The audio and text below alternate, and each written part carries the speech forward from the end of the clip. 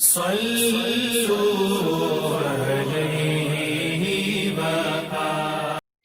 اللہ الرحمن الرحیم۔ تقدیر پر ایمان لانے کے بارے میں پہلی حدیث عبداللہ ابن عمرو رضی اللہ عنہما سے روایت ہے۔ وہ بیان کرتے ہیں رسول اللہ صلی اللہ علیہ وسلم نے فرمایا، اللہ نے تمام مخلوق کی تقدیر کو آسمانوں اور زمین کو پیدا کرنے سے 50,000 سال پہلے ہی تحریر کر دیا تھا، اور اللہ کا عرش پانی پر تھا۔ اس حدیث کو امام مسلم نے روایت کیا ہے۔ تقدیر پر ایمان کے بارے میں دوسری حدیث ابن عمر رضی اللہ عنہما سے روایت ہے۔ وہ بیان کرتے ہیں رسول اللہ صلی اللہ علیہ وسلم نے فرمایا، ہر چیز تقدیر کے ساتھ ہے، یہاں تک کہ عجز اور دانائی بھی، یعنی کسی کا عاجز اور بے بس ہونا اور کسی کا زیرک اور دانا ہونا، یہ بھی تقدیر سے ہے۔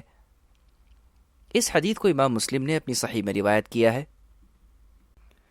تقدیر پر ایمان لانے کے بارے میں تیسری حدیث ابو ہریرہ رضی اللہ عنہ سے روایت ہے۔ وہ بیان کرتے ہیں رسول اللہ صلی اللہ علیہ وسلم نے فرمایا، آدم علیہ السلام اور موسیٰ علیہ السلام نے اپنے پروردگار کے ہاں جھگڑا کیا تو آدم علیہ السلام موسیٰ علیہ السلام پر غالب آ گئے۔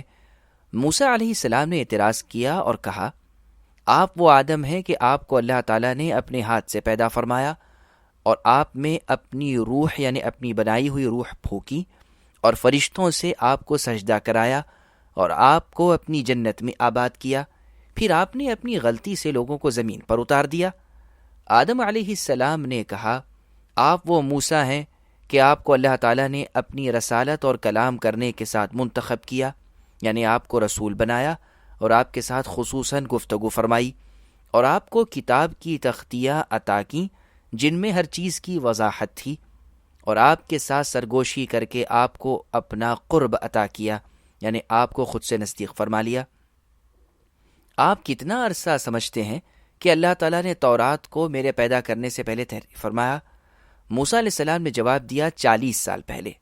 آدم علیہ السلام نے دریافت کیا، بھلا آپ نے اس میں پایا ہے کہ آدم نے اپنے پروردگار کی نافرمانی کی اور وہ راہ ثواب سے بھٹک گیا؟ انہوں نے یعنی موسیٰ علیہ السلام نے جواب دیا، درست ہے۔ انہوں نے کہا یعنی آدم علیہ السلام نے، کیا آپ مجھے ایسے عمل پر ملامت کرتے ہیں جس کے بارے میں اللہ تعالیٰ نے میری پیدائش سے 40 سال قبل تحریر کر دیا تھا کہ میں وہ کام کروں گا؟ رسول اللہ صلی اللہ علیہ وسلم نے فرمایا، پس آدم علیہ السلام کو موسیٰ علیہ السلام پر غلبہ حاصل ہو گیا۔ اس حدیث کو امام مسلم نے اپنی صحیح میں روایت کیا ہے۔ وضاحت: آدم علیہ السلام اور موسیٰ علیہ السلام کے درمیان یہ مناظرہ عالم برزخ میں ہوا اور آسمان میں ان کی ارواح یعنی روحوں کی ملاقات ہوئی۔ اس حدیث میں موسیٰ علیہ السلام کا یہ کہنا کہ آدم علیہ السلام کو اللہ تعالیٰ نے اپنے ہاتھ سے پیدا فرمایا، اس کو ہم ظاہر پر محمول کریں گے، اس کی کیفیت اور تشبیہ بیان کیے بغیر اس پر ایمان رکھیں گے، ہرگز تعویل نہیں کریں گے۔ فرشتوں کا آدم علیہ السلام کو احتراماً سجدہ کرنا دراصل اللہ تعالیٰ کے حکم کی اطاعت ہے، اور یہ پہلی امتوں میں مشروع تھا، امت محمدیہ میں مشروع نہیں ہے۔ امام بغوی رحمہ اللہ کا قول زیادہ صحیح ہے کہ سجدہ لغوی تھا، یعنی تواضع اور جھکنے کی شکل تھا، جیسا کہ یوسف علیہ السلام کے بھائیوں نے یوسف علیہ السلام کو سجدہ کیا تھا، لیکن اسلام میں یہ سجدہ باطل قرار دیا گیا، اب جھکنا بھی نہیں ہے۔ تقدیر کا سہارا لیتے ہوئے گناہ کے ارتکاب پر خود کو دلیر کرنا قباحت اور بے شرمی ہے، اس کا شرعاً اور عقلاً کچھ جواز نہیں ہے، لیکن کسی نافرمانی کے صادر ہونے پر پریشانی اور غم کو دور کرنے کے لیے تقدیر کا سہارا لینا درست ہے، جیسا کہ آدم علیہ السلام نے خود کو تسلی دی اور اپنی بے چینی کو رفع کیا۔ بہرحال مصائب یعنی مصیبتوں میں تقدیر کا سہارا لینا درست ہے، گناہ میں ناجائز ہے۔ مزید تفصیل کے لیے علامہ ابن القیم رحمہ اللہ کی کتاب مدارج السالکین جلد 1 صفحہ 179 تا صفحہ 191 دیکھیں۔ تقدیر پر ایمان لانے کے بارے میں چوتھی حدیث ابن مسعود رضی اللہ عنہ سے روایت ہے۔ وہ بیان کرتے ہیں کہ رسول اللہ صلی اللہ علیہ وسلم نے ہمیں بتایا ہے جو صادق اور مصدوق ہیں، یعنی اللہ کے رسول سچے ہیں اور آپ کی سچائی کی گواہی دی جاتی ہے۔ فرمایا کہ تم میں سے ہر شخص کی تخلیق یعنی پیدائش اس کی والدہ کے رحم میں 40 دن نطفے کی شکل میں رہتی ہے، بعد از 40 روز جمع ہوا خون، پھر 40 روز گوشت کا ٹکڑا، بعد از اللہ تعالیٰ اس کی جانب ایک فرشتے کو 4 کلمات دے کر بھیجتے ہیں۔ فرشتہ اس کے اعمال، اس کی تقدیر، اس کا رزق اور اس کے بدبخت یا نیک بخت ہونے کو تحریر کرتا ہے۔ پھر اس میں روح کو ودیعت کیا جاتا ہے، یعنی روح کو ڈالا جاتا ہے۔ اس ذات کی قسم جس کے سوا کوئی معبود برحق نہیں، تم میں سے ایک شخص جنت والوں کے اعمال کرتا ہے یہاں تک کہ اس کے اور جنت کے درمیان صرف 1 ہاتھ باقی رہ جاتا ہے، پھر اس پر تقدیر سبقت لے جاتی ہے تو وہ دوزخیوں والے اعمال کرنے لگ جاتا ہے تو وہ دوزخ میں داخل ہو جاتا ہے۔ اور تم میں سے ایک شخص دوزخیوں والے افعال کرتا ہے یہاں تک کہ اس کے اور دوزخ کے درمیان صرف 1 ہاتھ باقی رہ جاتا ہے، پھر اس پر تقدیر غالب آ جاتی ہے اور وہ جنتیوں جیسے اعمال کرنے لگ جاتا ہے تو وہ جنت میں داخل ہو جاتا ہے۔ اس حدیث کو امام بخاری اور مسلم نے روایت کیا ہے۔ تقدیر پر ایمان لانے کے بارے میں 5ویں حدیث سہل ابن سعد رضی اللہ عنہ سے روایت ہے۔ وہ بیان کرتے ہیں رسول اللہ صلی اللہ علیہ وسلم نے فرمایا، بلا شبہ ایک بندہ دوزخیوں والے اعمال کرتا رہتا ہے جبکہ وہ جنت والوں سے ہوتا ہے، اور جنتیوں والے اعمال کرتا رہتا ہے جبکہ وہ دوزخ والوں سے ہوتا ہے، بس اعمال کا اعتبار تو خاتمے کے ساتھ ہے۔ اس حدیث کو بخاری اور مسلم میں روایت کیا ہے۔ تقدیر پر ایمان لانے کے بارے میں 6ٹی حدیث ام المؤمنین عائشہ رضی اللہ عنہا سے روایت ہے۔ وہ بیان کرتی ہیں کہ رسول اللہ صلی اللہ علیہ وسلم کو انصار صحابہ کے ایک بچے کے جنازے پر دعوت دی گئی، یعنی آپ کو اس کے جنازے میں شامل ہونے کے لیے اور اس پر نماز پڑھنے کے لیے بلایا گیا۔ میں نے عرض کیا، اے اللہ کے رسول، اس بچے کے لیے خوشی ہے، یہ تو جنت کے پرندوں میں سے ایک پرندہ ہے، اس سے کوئی برا فعل سرزد نہیں ہوا بلکہ اس نے برے اعمال کرنے کے وقت کو ہی نہیں پایا۔ آپ نے فرمایا، عائشہ تمہارا اعتقاد یہ ہے جبکہ صحیح بات اس کے خلاف ہے۔ بلا شبہ اللہ تعالیٰ نے جنت کے لیے کچھ لوگوں کو پیدا فرمایا، ان کو جنت کے لیے پیدا کیا جبکہ وہ اپنے آبا یعنی اپنے باپ کی پشت میں تھے، اور دوزخ کے لیے کچھ لوگوں کو پیدا فرمایا، ان کو اللہ تعالیٰ نے دوزخ کے لیے پیدا فرمایا جبکہ وہ اپنے آبا یعنی اپنے باپ کی پشت میں تھے۔ اس حدیث کو امام مسلم نے روایت کیا ہے۔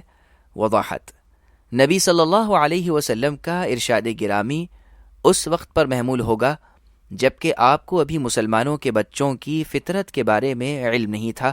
امت کے علماء کا اس پر اجماع ہے کہ مسلمانوں کے بچے جو بچپن میں فوت ہو جاتے ہیں وہ جنت میں ہوں گے۔ کتاب اللہ اور سنت صحیحہ سے بھی یہی معلوم ہوتا ہے۔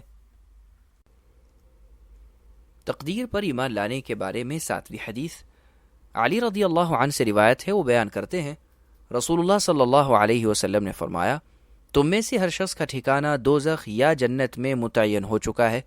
صحابہ رضی اللہ عنہم نے عرض کیا، اللہ کے رسول صلی اللہ علیہ وسلم، کیا ہم اپنی تقدیر پر بھروسہ کرتے ہوئے عمل کرنا ترک نہ کر دیں؟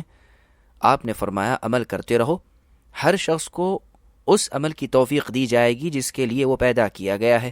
جو شخص اللہ کے علم میں سعادت والوں سے ہے یعنی نیک بختوں میں سے، اس کو سعادت کے عمل کی توفیق حاصل ہوگی، اور جو شخص اللہ کے علم میں بدبخت لوگوں میں سے ہے اس کو بدبخت بننے کی توفیق ملے گی۔ بعد از آپ نے قرآن پاک کی ایک آیت تلاوت فرمائی جس کا ترجمہ ہے، جس شخص نے عطیہ دیا اور تقوی اختیار کیا اور نیک بات کی تصدیق کی۔ اس حدیث کو بخاری اور مسلم میں روایت کیا ہے۔ تقدیر پر ایمان لانے کے بارے میں 8ویں حدیث ابو ہریرہ رضی اللہ عنہ سے روایت ہے۔ وہ بیان کرتے ہیں رسول اللہ صلی اللہ علیہ وسلم نے فرمایا، بلا شبہ اللہ تعالیٰ نے آدم کے بیٹے پر اس کے زنا کے حصے کو ثبت کر دیا ہے، وہ لازمی طور پر اس کو پائے گا۔ پس آنکھ کا زنا دیکھنا ہے اور زبان کا زنا بولنا ہے، اور انسان کا نفس آرزویں کرتا ہے اور شہوت پر آمدہ ہوتا ہے، اور شرمگاہ اس کی تصدیق کرتی ہے اور اس کی تکذیب کرتی ہے۔ اس حدیث کو بخاری اور مسلم میں روایت کیا ہے، اور مسلم کی روایت میں ہے آپ نے فرمایا، آدم کے بیٹے پر اس کے زنا کا حصہ ثبت ہے، وہ لازمی طور پر اس کو پانے والا ہے۔ آنکھوں کا زنا دیکھنا ہے، کانوں کا زنا سننا ہے، اور زبان کا زنا کلام کرنا ہے۔ ہاتھ کا زنا پکڑنا ہے، اور پاؤں کا زنا چل کر جانا ہے، اور دل خواہشات کو ابھارتا ہے اور آرزویں پیدا کرتا ہے، لیکن شرمگاہ اس کی کبھی تصدیق کرتی ہے اور کبھی تکذیب کرتی ہے۔ وضاحت: اصل زنا شرمگاہ کو حرام جگہ پر استعمال کرنا ہے، یہی بڑا زنا ہے، اور اگر شرمگاہ محفوظ ہے تو زنا کا جرم بڑا نہیں ہوگا۔ اس کے علاوہ دیگر عوامل کا زنا استغفار، وضو اور نماز کے ساتھ ختم ہو جاتا ہے، اس لیے کہ یہ زنا کے مقدمات ہیں، اصل زنا نہیں ہے۔ واللہ اعلم۔ تقدیر پر ایمان کے بارے میں نوی حدیث۔ عمران ابن حسین رضی اللہ عنہ سے روایت ہے، وہ بیان کرتے ہیں کہ مزینہ قبیلے کے 2 انسانوں نے عرض کیا، اے اللہ کے رسول صلی اللہ علیہ وسلم، آپ بتائیں کہ لوگ جو آج عمل کرتے ہیں اور اس میں مشقت اٹھاتے ہیں، کیا وہ ایسا عمل ہے کہ ان کے بارے میں اس کا فیصلہ ہو چکا ہے اور ازل میں ان کی تقدیر میں ثبت ہو چکا ہے، یا وہ عمل زمانہ مستقبل میں ہے کہ اس عمل کے بارے میں ان کے پیغمبر نے انہیں مطلع کیا ہے اور اس کے بارے میں ان پر حجت قائم ہوئی ہے؟